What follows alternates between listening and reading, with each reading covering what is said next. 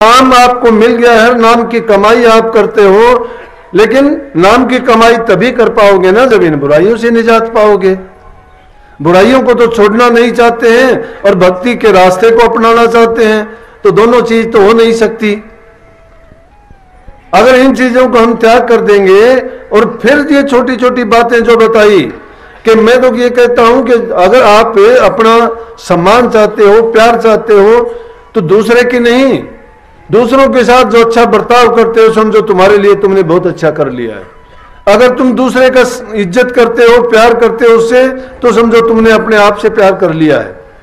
लेकिन जो दूसरे का इज्जत नहीं करता, दूसरे से प्यार नहीं करता और दूसरे को सम्मान की दृष्टि से नहीं देखा जाता, तो आप भी समझो कि घृणा की दृष्टि से ही देखे जाओगे।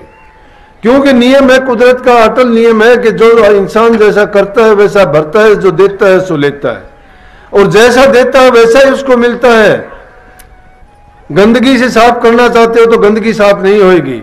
आज जिस दुनिया में हम रहते हैं उस संसार में काल ने अपनी शक्तियों को और भी ज्यादा प्रमोट करके भेज दिया है, बल्कि नेगेटिव पावर्स को उसने पहले ही एक्टिवेट करके भेजा है जीव के साथ में। नकारात्मक शक्तियां जब से जीव संसार में आया ये इसकी साथ भेज दी गई। अब जीव को बताया जाता है कि कभी से हम बात सुनते आए हैं कि भाई राक्षस होते हैं, राक्षसों के सींग होते हैं, दांत होते हैं, नख होते हैं, वो दुख देते हैं, कि उनके देवताओं के साथ उनकी कभी अच्छी नहीं रही, उनका हमेशा ही बर्ताव बुरा रहा क्योंकि वो बुराई के द्योतक हैं, उनका काम बुरा करना है। अब वो बुरे भले वो कहाँ हैं, इंसान के विचारों के अंदर ही हैं। मैं तो सीधी बात एक कहा करता हूं कि इंसान को सभी गुण उसमें मौजूद हैं, लेकिन सभी का बुराई भी है, भलाई भी है, उसमें राक्षसीय गुण भी है, उसमें देवताओं के गुण भी मौजूद हैं। जिसके बुराइयां जिसमें ज्यादा बढ़ जाती हैं वो राक्षसी प्रवृत्ति का हो जाता है, वो राक्षस है। जिसके अंदर सात्विक गुण अधिक होते हैं, अच्छे काम करता है, धर्म के रास्ते पर चलता है, दूसरे जीवों पर दया करता है, उनकी मदद करता है, उसमें देवताओं के गुण है। इंसान वही है, वही देवता है और वही राक्षस भी है। लेकिन राक्षसी प्रवृत्तियों को किस चीज से दबाया जाएगा? अब गुरु की शरण में जाने से गुरु आपसे यही मांगता है, यही शिक्षा देता है कि मन के अंदर उठने वाली बुराइयों को पनपने ना दो, उनको बढ़ने ना दो। अब वो नाम है कि नाम में तो वही प्रभु की बात है। नाम तो सिर्फ 2 अक्षर का ही नाम है, उसको राम कहो, गॉड कहो, खुदा कहो, अल्लाह कहो, वाहिगुरु कहो, वो तो 2 अक्षर का ही नाम है। लेकिन नाम है क्या? शक्तियों की वो बीज है। उसी बीज को तुम कितनी व्याख्या करोगे, क्या क्या व्याख्या करोगे? उसी की रचना से जो हमें दिखाई देता है, जिसको नानक साहब ने कहा, स्वामी जी महाराज ने कहा कि शब्द ने रची त्रिलोकी सारी, शब्द से माया फैली भारी, शब्द है क्या? बीज। कि उसी का फैलाव प्रसार है ये सारा का सारा। अब उसको एकांत के स्थान में जाके, जिसके सुमन के लिए, ध्यान के लिए, अभ्यास के लिए, प्रभु को याद करने के लिए क्या कहा है कि मन में उठने वाले जो तरंग हैं, विचार हैं, उनको छोड़ के और एकांतवास में जाके तुम अपना आप में चिंतन जब करोगे, विश्लेषण करोगे, मन में अनेक प्रकार की कल्पनाएं उठेंगी।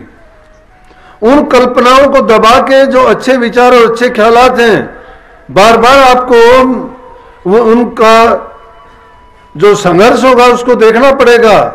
ऐसी ऐसी बातें आएंगी, कभी घटित हुई होंगी, ना हुई होंगी, नई से नई बातें आएंगी।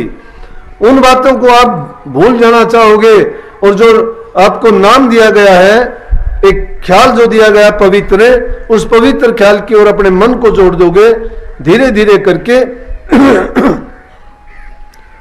वो ढीली पड़ती चली जाएंगी, बुराइयां एक तरफ हटती चली जाएंगी और उसमें छट के अच्छाई उसी प्रकार से आपको हाथ लग जाएगी। जिस प्रकार से दूध को मथने के बाद में दूध को जमा के उसको फिर जब मंथन करते हैं उसमें से मक्खन निकलता है, छाछ अलग हो जाती है और मक्खन अलग निकलाता है। इसी प्रकार से हमें भी अपना आत्म मंथन करना पड़ता है। उस चिंतन में आत्म मंथन है। कभी नाम का सुमरण करना तक जानते नहीं, गुरु की बात को कभी मानना ही नहीं, जब तक गुरु की आज्ञा में, गुरु की सेवा में नहीं रहता है और गुरु के कहे वचन को कभी ख्याल ही नहीं दिया। हम सुनते हैं जरूर, इसलिए मैंने बहुत जोर दे के ये बातें कई बार समझाई, कई बार चिताई, बार बार कहता हूं, जब तक नहीं मानोगे तब तक बार बार कहता भी रहूंगा कि एक बार देखने की होती है, देखते हो, सुनने की होती है, सुनते हो। और देखना सुनना ये चीजें क्या काम करेंगी? लेकिन सत्संग में कहता हूं कि करने के लिए आया करो।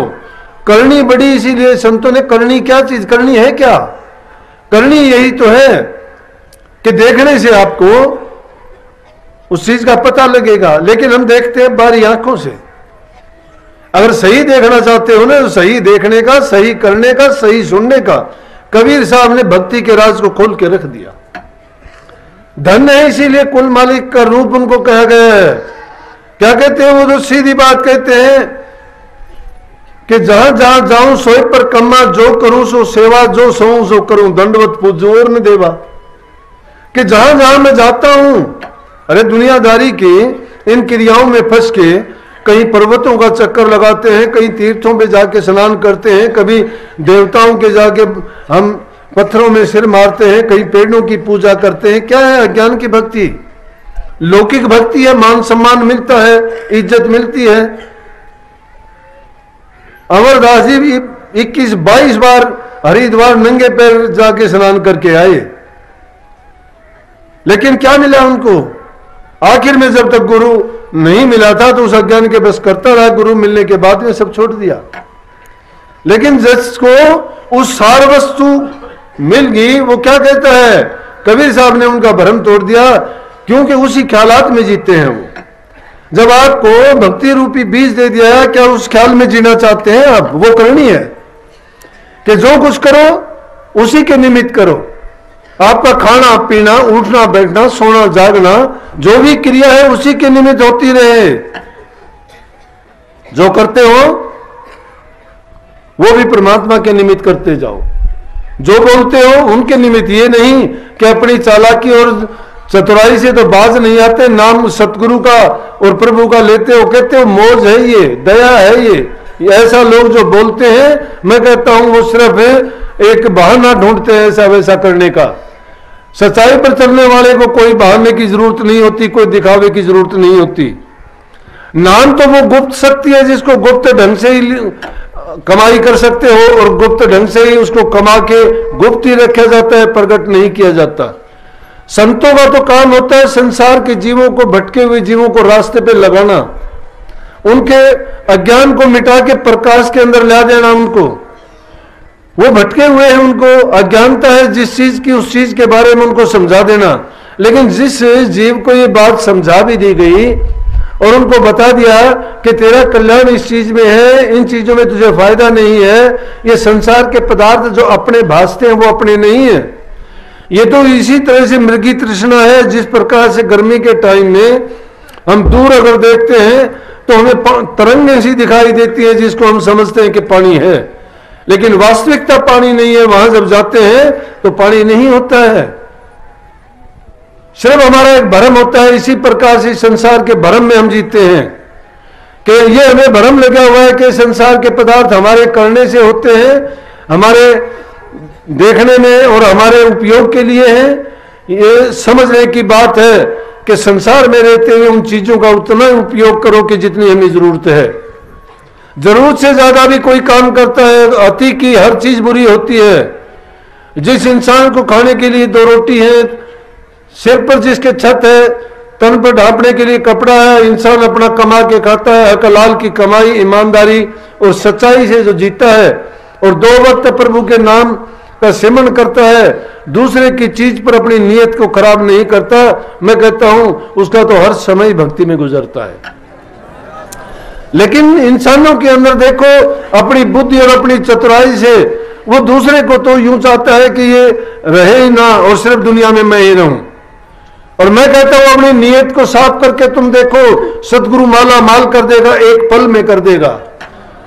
लेकिन उसके लिए कठिन परीक्षाएं देनी पड़ती हैं।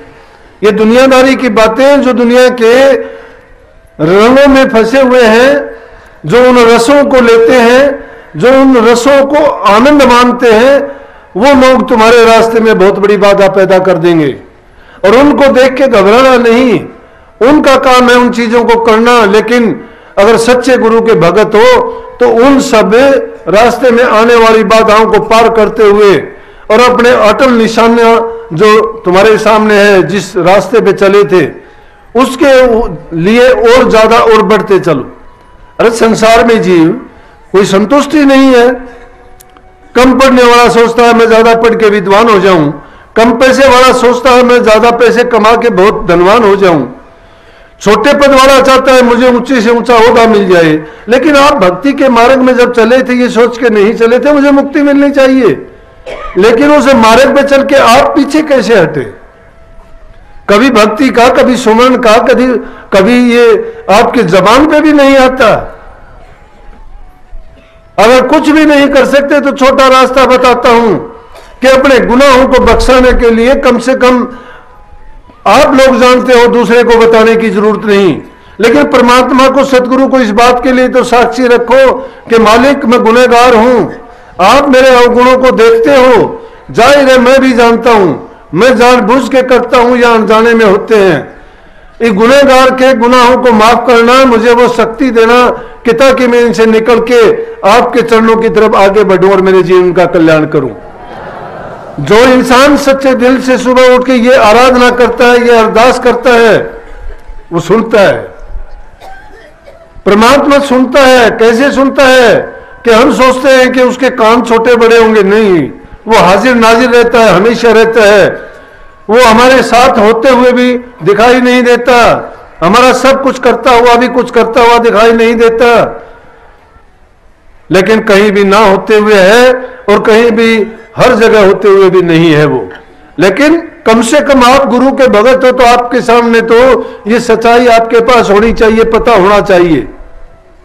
लेकिन अपने, मैंने कहा था, कर्म में शामिल करो, ये अपनी करनी को बनाओ। मान बढ़ाई जमपुर ले जाई, होए रहो दासन दासा। हम बढ़ाई के लिए मरते हैं, मेरा नाम ऊंचा हो, मुझे लोग सलाम करें, मुझे बड़ा माने, मुझे ये करें, और उस चीज के लिए हम क्या करते हैं? दुश्मनी कर लेते हैं, एक दूसरे को नीचा दिखाने की कोशिश करते हैं। यूं सोच लो कि ये काम सारे काल की प्रक्रिया है।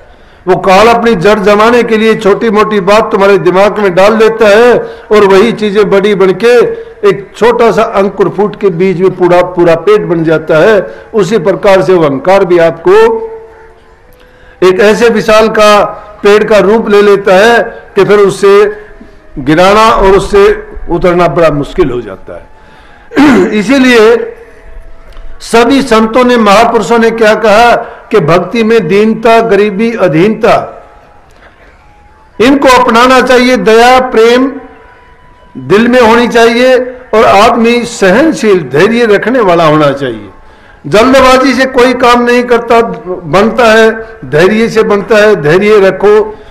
धैर्य जब दिमाग में होगा, धीरे धीरे करके, एक दिन का काम नहीं। कई प्रेमी आके मेरे पास कहते हैं कि जी इतने दिन से मैंने नाम लिया है लेकिन मेरा तो प्रकाश नहीं होता, मुझे शब्द नहीं सुनाई देता, मुझे मंजिलों का नहीं पता लगा। आपने नाम समझाया जब मंजिलों का, मैं कहता हूं मंजिलों का क्या करोगे? अगर उनका पता भी लग गया तो क्या करोगे? कोई परीक्षा है क्या जिसको पास करना चाहते हो? ये कोई उपाधि या डिग्री है क्या जिसको हासिल करके घर में बैठ जाओगे? ये तो एक भक्ति करने का तरीका है जिसको जीवन पर्यंत करते जाना है। उसमें कहीं रुकना नहीं है, उसका कहीं आदि और अंत नहीं है, उसमें तो आगे आगे चलते ही जाना है। हमारे वेद सच्चे हैं इसके लिए। वेदों ने इतना अथाह ज्ञान दे के कह दिया नहीं थी, इतना ज्ञान दिया फिर भी कह दिया कि इति नहीं है, अंत नहीं है ज्ञान का। इससे आगे तो बहुत कुछ है।